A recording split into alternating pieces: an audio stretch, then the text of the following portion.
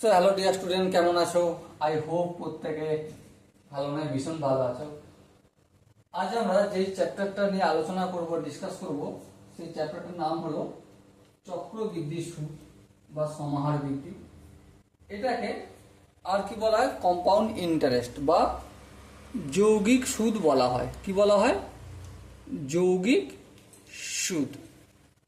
ওকে, এবার প্রশ্ন হচ্ছে যে এই চক্রবৃদ্ধি সুদ বা যৌগিক সুদ বা সমাহার বৃদ্ধি, এই জিনিসটা অ্যাকচুয়ালি কি? আমি উদাহরণ দিয়ে বলি। সাপোজ মনে করো কোনো বন্ধুর কাছ থেকে তুমি 100 টাকা ধার নিয়েছো। ক টাকা ধার নিয়েছো? 100 টাকা ধার নিয়েছো, ঠিক আছে। এবারে তোমার বন্ধুর সঙ্গে তোমার চুক্তি কি হয়েছে যে প্রতি 2 মাস অন্তর অন্তর যেই টাকাটা হবে, সাপোজ 8% রেটে ইন্টারেস্টে নিয়েছো, ঠিক আছে। তাহলে 2 মাস অন্তর অন্তর সুদ প্লাস আসল হবে, তাই না? সুদ প্লাস আসল হবে। এবারে 2 মাস পর 3 মাস 4 নম্বর মাসটার আসল কি হয়ে যাবে? আসল হয়ে যাবে এই সুদ আসলটা। ওকে, এটাই কিন্তু অ্যাকচুয়ালি যৌগিক সুদ বা চক্রবৃদ্ধি সুদ। মানে তোমরা শুনে থাকবে যে সুদের সুদ নেয়া বলে না? তোমরা কবিতায় হয়তো পড়েছো, রবি ঠাকুরের কবিতা 2 বিঘা জমি, এখানে বেশ চক্রবৃদ্ধি সুদ বা সুদের ওপর সুদ বাড়ছে, ভুঁড়ির ওপর ভুঁড়ি বাড়ছে, এটা আমরা আলোচনা করেছি।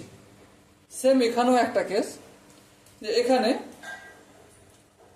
নির্দিষ্ট সময় অন্তর প্রাপ্ত সুদ যখন মূলধনের সঙ্গে যোগ হয়, কি বললাম?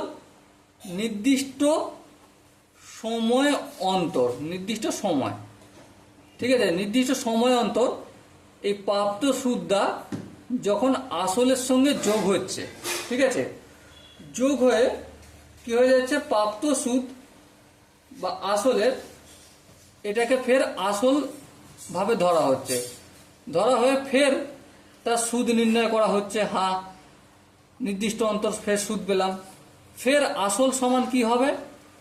ফের আসল সমান এই সুদ আর আসল দুটোকে অ্যাড করব। তো এইভাবে যে সুদ বাসুলা হয় বা নির্ণয় করা হয়, সেই সুদটাকে কিন্তু যৌগিক সুদ বা চক্রবৃদ্ধি সুদ বলে। ওকে, আমি একদম পাতি ভাষায় বোঝানোর চেষ্টা করলাম। আই হোপ আমি ছাড়া প্রত্যেকে তোমরা বুঝতে পেরেছ। এবারে এই যৌগিক সুদ, স্ববৃদ্ধিমূল সুদ, এটা নির্ণয় করার না, আমরা ছোটবেলা থেকে একটা সূত্র শিখে আসছি, ক্লাস 9-10ও শিখেছি, ঠিক আছে। সেই সূত্রটা কি? স্ববৃদ্ধিমূল।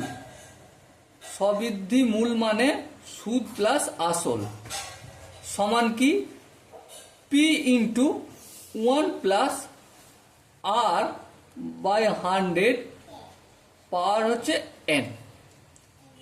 কিন্তু এটা কি সম্পূর্ণ সূত্র? এই সূত্রটা ইউজ করলে আমরা কি সমস্ত অঙ্ক করতে পারবো? দেখো, এই প্রশ্নের উত্তরটা হ্যাঁ হবে আবার নাও হবে। কি বললাম? এই প্রশ্নের উত্তরটা হ্যাঁও হবে আবার নাও হবে। তাহলে চলো এখন আমরা একটু ডিসকাস করে নিই যে কোন জায়গায় হবে না। কি ডিসকাস করব? কোন জায়গায় হবে না সেটা আলোচনা করে নিই, ঠিক আছে। আর কোন জায়গায় হবে বাকি তো বুঝতেই পেরে যাব তারপর। তাহলে সূত্রটা আমরা প্রথমে একটু মনে রাখলাম। এবারে এই যে পি আর এন, এই বিষয়গুলোকে একটু লিখে রাখি, ঠিক আছে।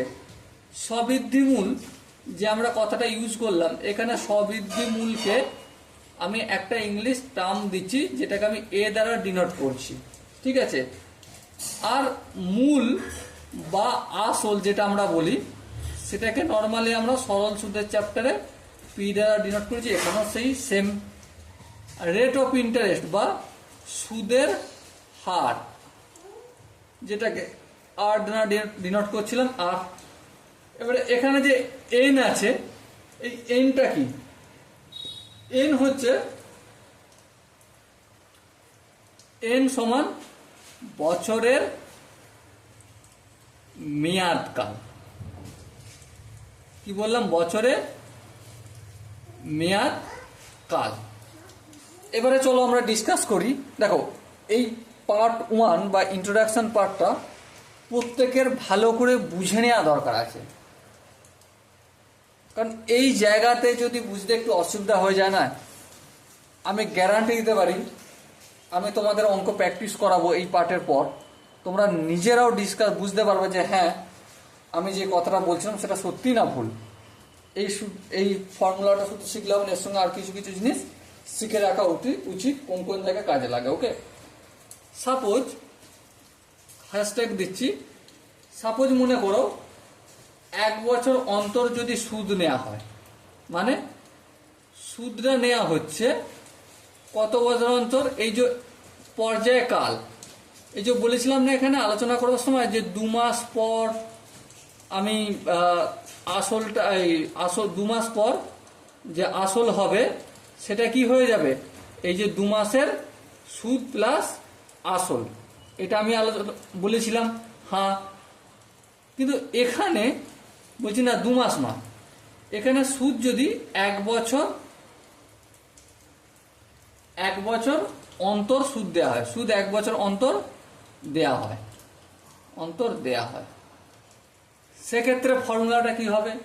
সেক্ষেত্রে নর্মাল ফর্মুলা হবে সবৃদ্ধিমূল, মানে a equal to P into 1 plus R by 100, আর এখানে এন মিনস মানে বছরের মেয়াদকাল। সাপোজ 2 বছর, 3 বছর, 4 বছর, 5 বছর, সেটা এখানে বসে যাবে যতটা টাইম বলবে। ঠিক আছে, আশা করি জায়গাটা বোঝা গেল। এরপর সাপোজ মনে করো সুদ, মানে ওই চক্রবৃদ্ধি সুদ, ওইটা সাপোজ 6 মাস অন্তর করা হচ্ছে, 6 মাস অন্তর দেয়। কি বললাম? 6 মাস অন্তর দেয়, মানে প্রথম 1 থেকে 6 মাস পর্যন্ত টাকাটা চললো। হ্যাঁ, তারপর 6 মাস পর আমি সুদ আর আসল পেলাম। হ্যাঁ, 6 মাস অন্তর সুদ আসল পেলাম। এবার 6 মাস পর থেকে এই সুদ আসলটা কি হয়ে যাবে? আমার আসলে কনভার্ট হয়ে যাবে। ওকে, সো এই ক্ষেত্রে কি ঘটনা হবে সেটা আমি এবার দেখাই। চলো দেখাই। সেক্ষেত্রে দেখো, এ মানে সবৃদ্ধিমূল। কি বললাম? সবৃদ্ধিমূল equal to P into 1 plus R by 2 by 100 আর whole to the power 2n। এবার এই n এর জায়গায় কত বছর সেটা পুট করব, আর আর এর জায়গায় আর বাই 2 হবে। ঠিক আছে, 6 মাস অন্তর মানে বছরে 2 বার দিচ্ছে। ঠিক আছে, মাথায় কি রাখতে হবে? বছরে 2 বার অন্তর অন্তর সুদ পাচ্ছি আমি এখানে, তাহলে সেটাই হয়ে যাবে আর এর নিচে, আর এখানে এন এর সাথেও ঠিক সেটাই, সেই ডিজিটটাই বসবে। সাপোজ মনে করো সুদ 3 মাস অন্তর 6 মাস হলো, 3 মাস অন্তর দেয়, অন্তর দেয়। তাহলে সুদ যখন 3 মাস অন্তর দেয়, সেক্ষেত্রে এ সমান কি হয়ে যাবে? P into 1 plus R by কত হবে বলো? আর এখানে এন এর আগে কিছু একটা বসবে। 3 মাস অন্তর দেয় মানে কি বছরে কবার দেয়? 4 বার দেয়, তাহলে আর বাই 4, আর এখানেও 4n হবে। বোঝাতে কি পারলাম? আই হোপ অল্প একটু হলো বোঝাতে পারলাম। এবার সাপোজ মনে করো যদি 4 মাস অন্তর দেয়, কত মাস? 4 মাস অন্তর।